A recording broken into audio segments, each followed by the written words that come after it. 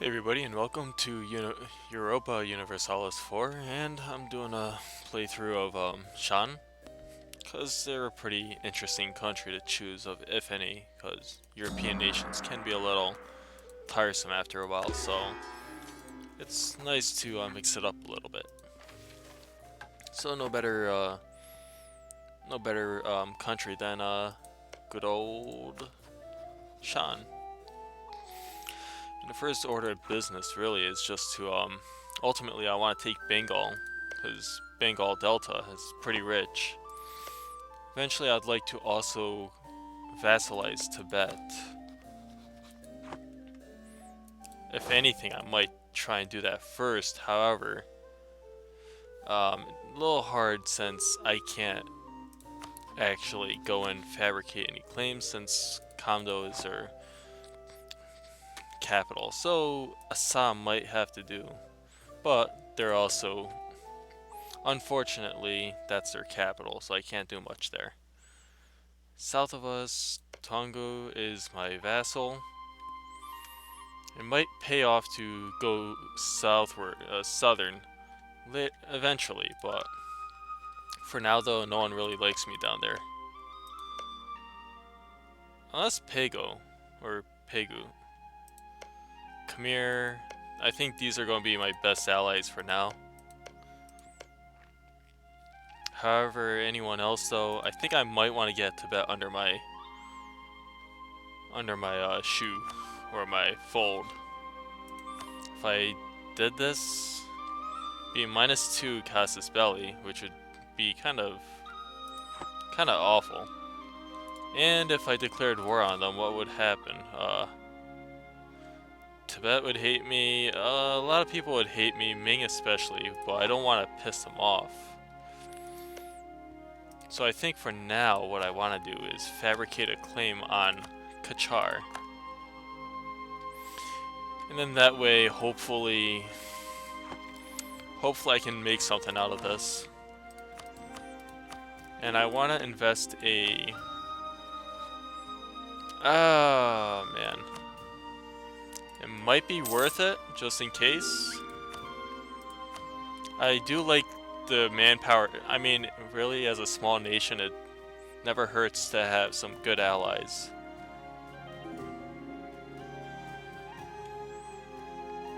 Tibet. Because if they... Okay, so these guys are under my fold now. That's good. Too many offers coming around, but my main threat right now is Ayutthaya. I always end up having to worry about them, and it never works out. Never works out. You always want to keep a close eye on them. Now, hopefully, it pays off because the last time I did this, I got pretty lucky. I attacked Bengal first. They beat me. I had to give up some land. Luckily, they attacked, and everybody else attacked Bengal.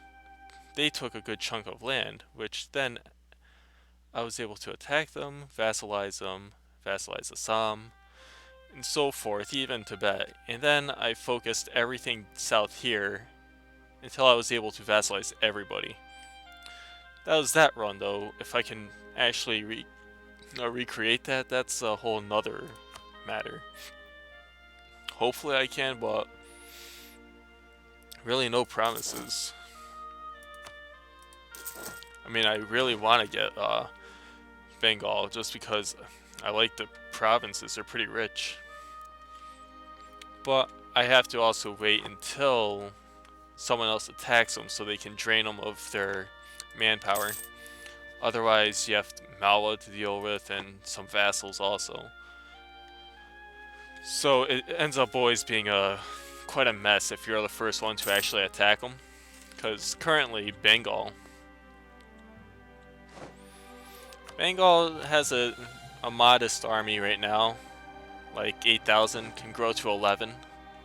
But when you mix that in with Malwa and their vassals, then it becomes quite a different thing. That mission to protect brethren in Sibsong Bana, that's a horrible thing to try and do, because it's Ming that you'd have to take it from, and All I can say is good luck with that. I mean, really, good luck with that. I mean, if anything, you want to get on Ming's good side, so you don't have to worry about your eastern half as much. So let's work on improving relations with you. And let's see here. Alright, so first order of business, let's get a couple vassals under our heed, or stead, whatever word you want to use for it. Because the more vassals we can get, then the better it is for us in the long run. I also want to attack Assam, but not much I can do right now. However, I can go through Tibet though and take that. Just have to wait until this fabrication's done. Because these two guys, they're not even that bad at all. If anything, Tibet can take care of Koch. I'm not even going to bother and try and pronounce it because I'll get it wrong. But that's just natural, I guess. Then once I get the opportunity, I would like to take Assam. And the good thing about it, aggressive expansion isn't going to affect me so much since I'm Buddhist. They're all Hindu, so it doesn't really piss off people over here, nor here as much. Here, it doesn't really matter because they have their own shit to deal with. And let's see here, so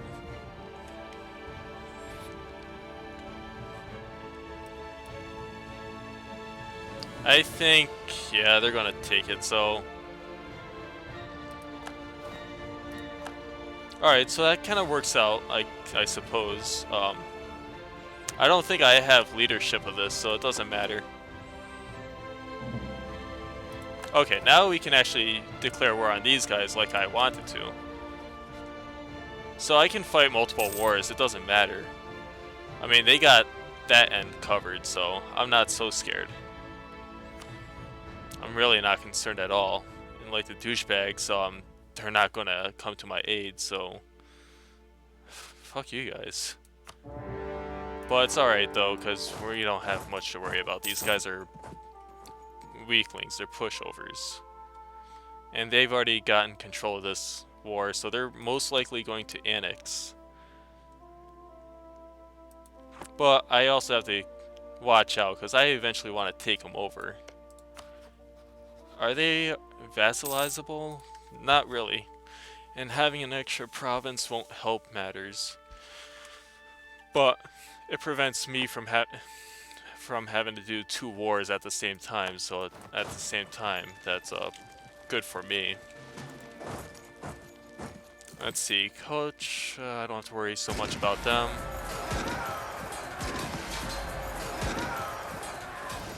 And I really should focus on increasing my military some.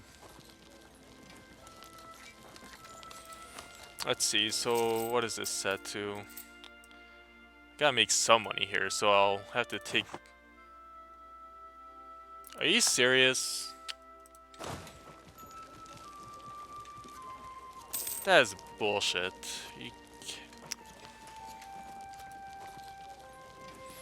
See, I don't like when they do that shit.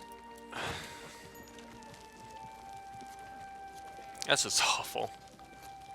Alright, so they should be making peace soon enough, so... Did they, yeah, full annexation as expected.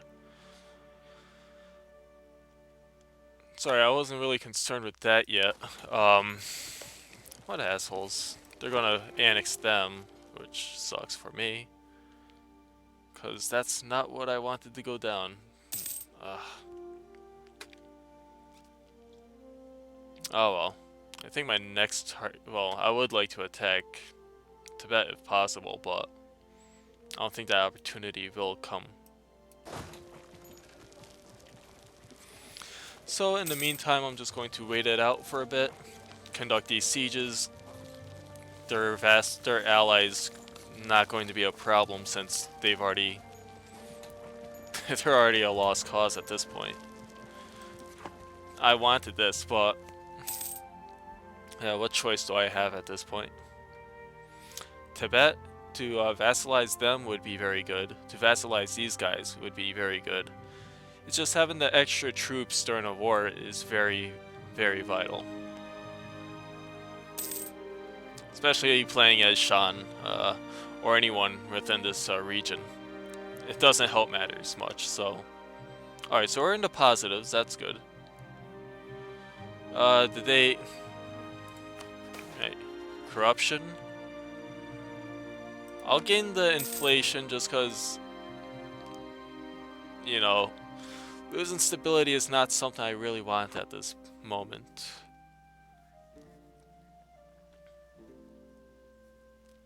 What is happening to, like, all my troops here? I mean, seriously now. But these sieges should be done, but Chen is going to be lost in the process. It's unfortunate, but it's not like they're going to win, though. We got 7,000 as opposed to their 4,000, so I'm not very concerned. Not in the least. But seriously now, the siege could be going a little faster than this.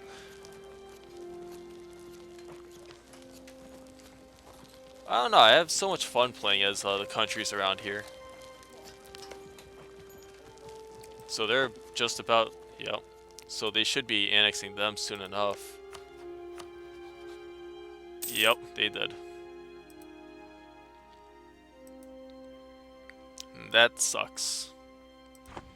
Just more of them I have to take over. And they're still allied with that one nation.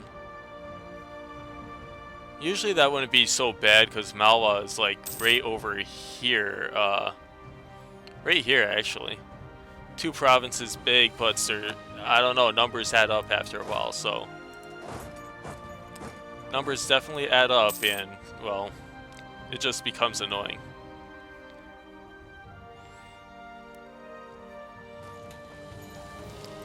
And hopefully we can just finish this siege and attack down here. So let's see if we can peace out before... Okay, so they embargoed us, that's great. Let's see, this is... okay. I can fully annex them. Huh. This will piss off Kachar a lot, but that doesn't matter. Assam I could care less for. Ming... I mean, it's all negligible. They're not gonna really lose their shit over it. But having them as a vassal would be nice, but I could also just kinda... It gives me a reason to attack Assam, unless they attack me first. Kachar... Too bad this is just wasteland, so you can't do much about it.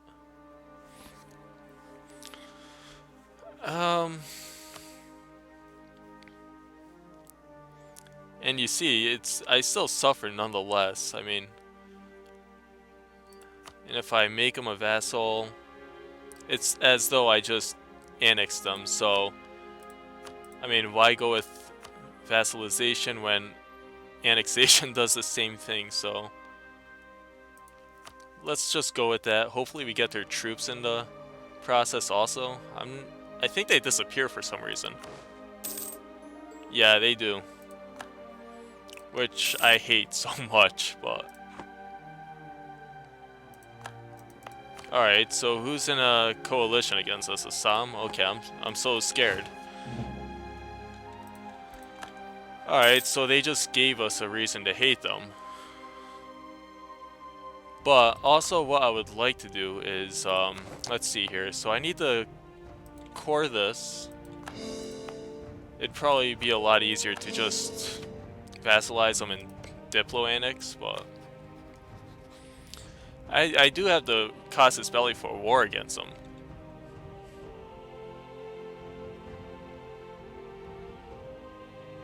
So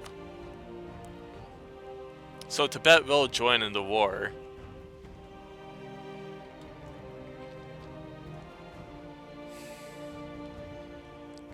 Yeah, let's go ahead and do it. And let's call our buddy Tibet into this. And they won't bother us for the most part now. And Tibet's going to take care of the rest, so I'm cool with that. And it's not like Assam is... like they're actually allied with anybody, so let's just have our good buddies Tibet take care of their forces. I mean, there's no need for us to lose blood, right? Exactly. And so far, so good in terms of how things could be going. I didn't expect to take the route of just flat out annexing them, but you know what, I'll take that because it's more land under my belt.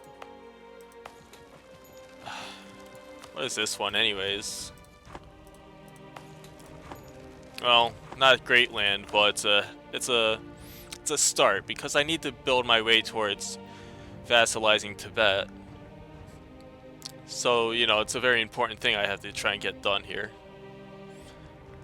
Because I need as many vassals as possible so that it's possible to take on Bengal. Since those bastards took a province I wanted.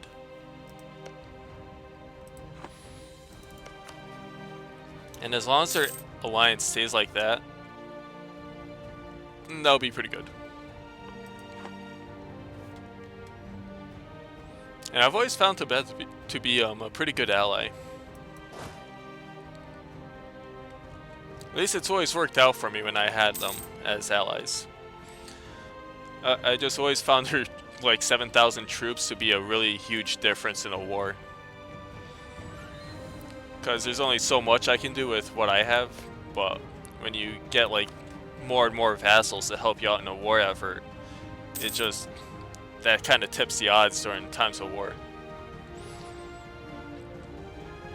Let's see now. We already improved relations. Well, that doesn't matter, because... well, it just doesn't matter at this point.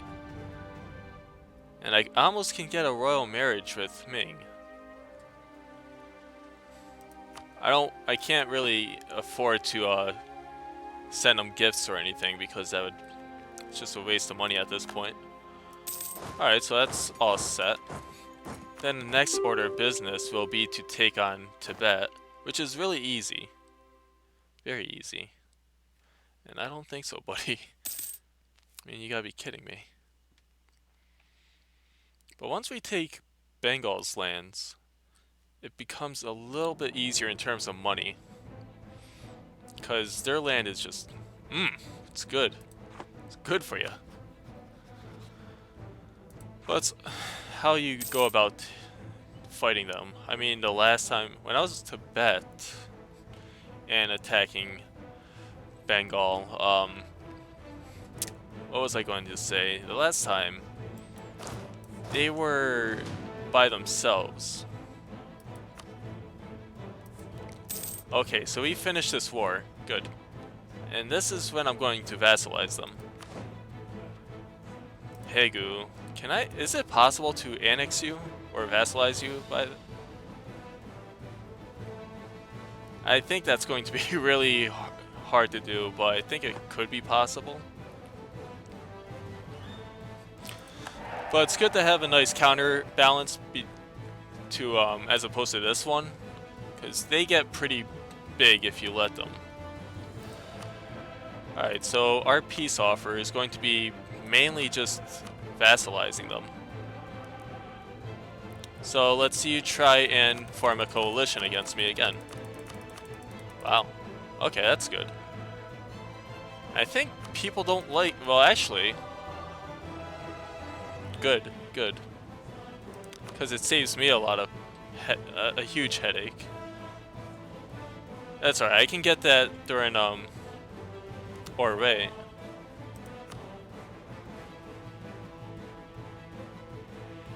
Wait, what? Oh, that's right, it drops the value for vassalization. Which in turn actually reduced the peace offer, which is funny. Now that would be pissing off Ming a lot.